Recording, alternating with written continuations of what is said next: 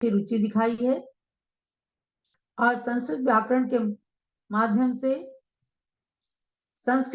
के माध्यम से आप कातंत्र रूपमाला, जिसको यदि आप अपने ज्ञान की नींव बना लेंगे तो हर चीज बहुत ही अच्छी तरह से समझ सकते हैं, जान सकते हैं और संस्कृत का ज्ञान सरलता से प्राप्त कर सकते हैं। संधि सबसे पहले इसलिए बताया कि अलग अलग शब्दों को जोड़ना और जुड़े हुए शब्दों को कैसे पढ़ना, ये विशेष रूप से ज्ञान की बात है। वरना तो लोग पढ़ते हैं, उन्हें शुद्ध अशुद्ध का नहीं पता होता, पढ़ जाते हैं, लेकिन यदि शुद्धता से कोई पाठ पढ़ा जाता है तो उसका फल कुछ विशेष ही होता है। आपने प्रकृति भाव संधि का प्रकरण शुरू किया है। इस संधि प्रकरण के अंदर विशेष रूप से आपको क्या है, अर्थ की ओर ध्यान नहीं देना है। अर्थ आगे जाकर के इन शब्दों की सिद्धि जब आगे लिंग प्रकरण में आएगा तब आपको अर्थ समझ में आएगा। अब जो है यहाँ पर केवल संधि के असवर्ण की संधि सवर्ण की सवर्ण के साथ, सवर्ण के असवर्ण के साथ कैसे संधि की जाती है, बस इस विषय को बताया गया है। तो कल आपने चार प्रकार के चीजें जानी थी कि कहाँ पर प्रकृति भाव संधि के द्वारा संधि की जाती है, कहीं कहीं नहीं भी होती है, तो इसका नाम भी प्रकृति भाव संधि है। तो उसको ईशत अर्थ, क्रियायोग, मर्यादा अर्थ, अभिविधि अर्थ और वाक्य अर्थ, स्मरण अर्थ में 6 प्रकार से आपने समझा था। अब आगे देखिएगा, पेज नंबर जो आपके पास पुस्तकें पहुंच चुकी होंगी या फिर जो पीडीएफ भेजा गया आपको सॉफ्ट मैटर, उसमें पेज नंबर 17 निकालिए और सूत्र नंबर 62 पर हम चलते हैं। उसे आपने कल जाना था, फिर भी मैं बताती हूँ। कवि प्लस एतौ और माले प्लस इमे। अब एक बात बता देती हूँ कि इसमें 2 वचन है। ये कवि शब्द जो है और एतौ शब्द जो है ये है द्विवचन। जब आप कवि शब्द के रूप बनाएंगे, कवि कवि कवियः, यानी कवि एक वचन है, कवि 2 वचन है, कवियः बहुवचन है। तो यहाँ पर कवि शब्द 2 वचन प्लस एतौ, एषः, एतौ, एते, ये आपको आगे जाकर के ये प्रकरण पढ़ना। यहाँ केवल संधि ये है कि 2 वचन के रूपों में क्या नियम लगता है। ऐसे ही है मणि प्लस इव, माले प्लस इमे, ये चीजें 2 वचन वाली द्विवचन की संधि को बताते हैं। तो इसमें सूत्र लगा द्विवचन मनौ, द्विवचन मनौ, द्विवचन मनौ। इसमें कहते हैं कि औ को छोड़कर यदि अन्य स्वर वाले द्विवचन पूर्व में हैं और आगे स्वर हैं तो संधि नहीं होती है। औ को छोड़कर माने जैसे पुरुषो, बालको, जिनो, वो औ थे, तो औ को छोड़कर जैसे कवि, माले, ये द्विवचन के शब्द आए। बहुत सारे शब्दों को कभी आपने बचपन में जब व्याकरण पढ़ी होगी तो रूप चंद्रिका के माध्यम से उसको रटाते थे टीचर लोग। आपको अभी यहाँ पर बनाने की प्रक्रिया समझना है, तो हम नहीं जाते हैं वहां कि मणि कैसे बना या कवि कैसे बना या माले कैसे बना। यहाँ केवल ये जानना कि कवि द्विवचन का है, माले द्विवचन है, तो इनमें क्या हुई, संधि नहीं हुई। यानी कवि प्लस एतो, तो इसका प्लस को हटा दिया, कवि एतो बन गया। माले प्लस इमे है तो इसके प्लस को भी हटा दिया तो माले इमे ही रहा। ये बताया कि इसमें संधि नहीं हुई है, लेकिन ये 2 वचन के शब्द हैं, अर्थात अवकार को छोड़कर जो अन्य रूप को प्राप्त हो गए, ऐसे द्विवचन स्वर से परे संधि नहीं होती है। तो कवि एतौ और माले इमे, यही रहा। अब आगे एक और शब्द लेती हूँ, मणि प्लस यू, मणि प्लस यू और जमपति प्लस यू, ये भी द्विवचन के शब्द हैं। तो अगला सूत्र है मणिवादीनां वा, मणिवादीनां वा, मणिवादीनां वा, वह जहां होता है वहां विकल्प हो जाता है। माने कि मणि आदि शब्दों के द्विवचन से परे इव शब्द के आने पर विकल्प से प्रकृति भाव होता है।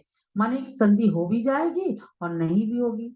कातंत्र उपमाला में एक आपको विशेषता मिलेगी कि छोटे छोटे सूत्रों से अलग अलग विषय को प्रतिपादित किया, तो वहां अलग अलग नियम को बताने वाले अलग अलग सूत्र हैं।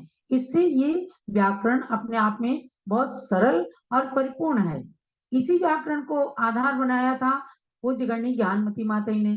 तो उन्होंने आगे चलकर अपने मन से ही और द्वितीय व्याकरणों को, जैनेन्द्र महावृत्ति, शब्दानु चंद्रिका, इन सबको अपने आप अपनी शिष्याओं को पढ़ा पढ़ा करके और अपने ज्ञान को वृद्धिंगत किया। वही प्रारंभिक व्याकरण है कातंत्र उपमाला, तो उसको मैं आपको पढ़ा रही हूँ। तो आप यहाँ मणि यु है, तो एक बार इसकी संधि हो जाएगी, मणि यु बन जाएगा। तो इस ई का लोप हो जाएगा, मणि यु बन जाएगा। एक बार जमपति प्लस यु जमपति यु बन जाएगा। तो और एक बार ज्यों का त्यों प्रकृति भाव रहेगा। तो इसमें सूत्र में आया ना, मणिवा दीना वा माने अथवा, यानी एक बार संधि भी होगी और एक बार संधि नहीं होगी। तो आप इसमें देखिए लिखा है मणि प्लस यु, संधि होकर मणि यु बना, अन्यथा मणि यु बना, मणि दोनों मणियों के समान। तो जमपति यु इस प्रकार दोनों के दोनों शब्द बन गए हैं। तो आपने आज इस सूत्र के माध्यम से जाना है कि इसमें तो कभी एतो और माले ई में इसमें तो कोई विकल्प नहीं है, ये ऐसे के ऐसे रहे, कभी एतो माले ई में। और मणि प्लस यू में मणि यू भी बना एक बार, और एक बार मणि यू भी बना। जमपति प्लस यू जमपति यू बना, और एक बार जमपति यू बन गया। तो ये बहुत सरलता से आपको बता दिया गया कि दोनों तरह के रूप बनते हैं। ध्यान आपको इसलिए रखना पड़ेगा कि आपकी परीक्षा के अंदर कौन सा क्वेश्चन आ जाए, क्या चीज आपसे पूछ ली जाए, इसलिए आपको बराबर रिपीट करते रहना, अभ्यास करते रहना है। encyclopedia jainism.com के अंदर सारे ऑडियो क्लासेस उसमें अपलोडेड हैं, आप वहां से खोल करके पढ़ सकते हैं। और YouTube के अंदर भी भारत गौरव YouTube चैनल में आप सब्सक्राइब करेंगे तो वहां पर संस्कृत व्याकरण की ये क्लास वीडियो क्लासेस भी, जिसमें आपको ये पूरा जो दिखाया जा रहा है लिख करके, वह भी उसके अंदर हैं। तो आप जो भी चाहें क्लास बार बार उसको पढ़ करके, और गोमट शाह जीवकांड की भी classes, audio classes encyclopedia jainism.com में सब की सब अपलोडेड हैं। तो आप अपने विषय को बनाने के लिए वहां पर जरूर जरूर जा करके और अध्ययन करें। कोई क्लास यदि छूट जाती है तो आप अध्ययन करें। तो ये आपकी ये क्लास हुई है। अब इसके बाद में आएगा अमुके प्लस अत्र, यहाँ है आगे के लिए अमुके प्लस अत्र। तो उसको कैसे सिद्ध करना है, उसके लिए आगे एक सूत्र और करा के फिर क्लास को यही संपन्न करती हूँ। न साको दसहा, न साको दसहा, ये सूत्र कहता है अदस शब्द में यदि अक का आगम हुआ है तो द्विवचन में और ना होते हुए भी संधि हो जाती है।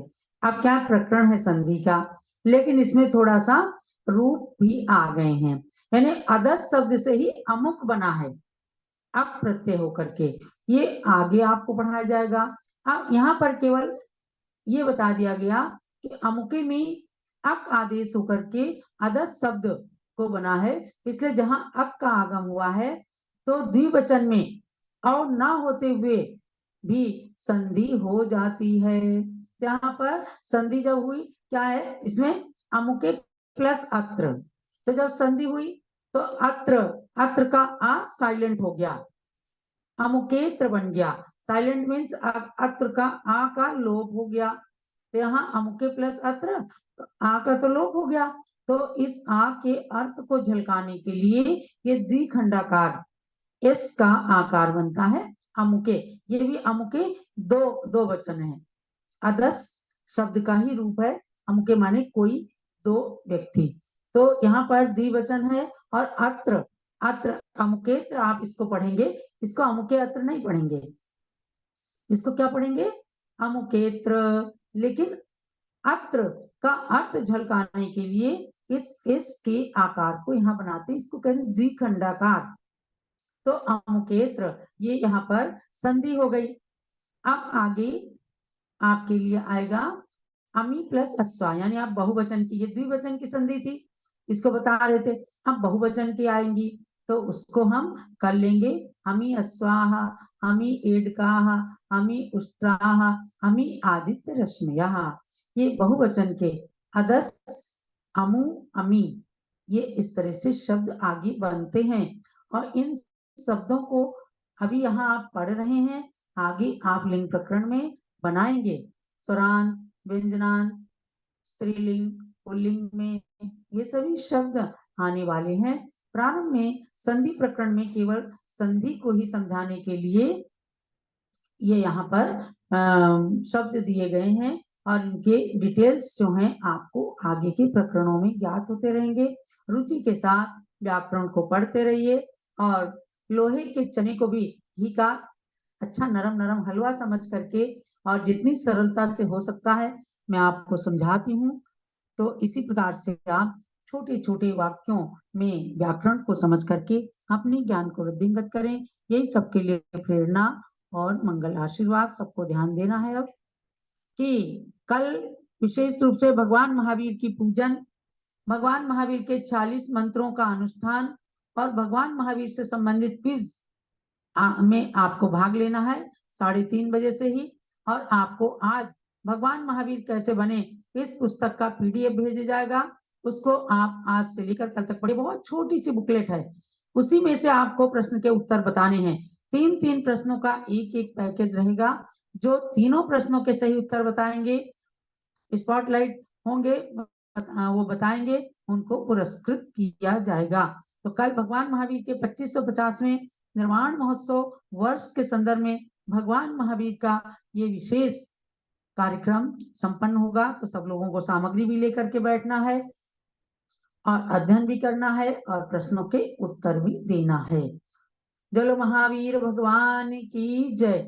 जावाणी के ज्ञान ते सूझे लोकालोक, सो वाणी मस्तक चढ़ो सदा देत हूँ दो। हे जिनवाणी भारती तो जपू दिन रहे, जो तेरी शरणा गए।